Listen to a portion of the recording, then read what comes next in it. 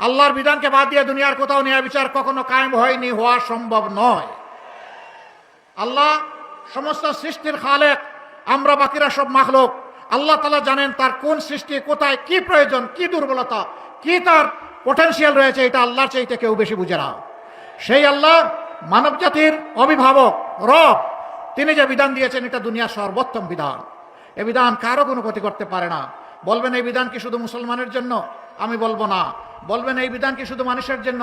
আমি বলবো না। এই বিধান সমস্ত মানব জাতির জন্য এবং আল্লাহর সমস্ত সৃষ্টির জন্য।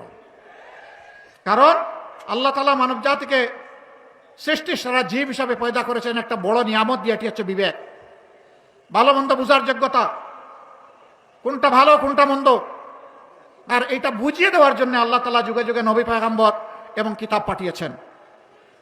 আমরা সকল ধর্মের মানুষকে বুকে ধারণ করে বাংলাদেশ গড়তে চাই।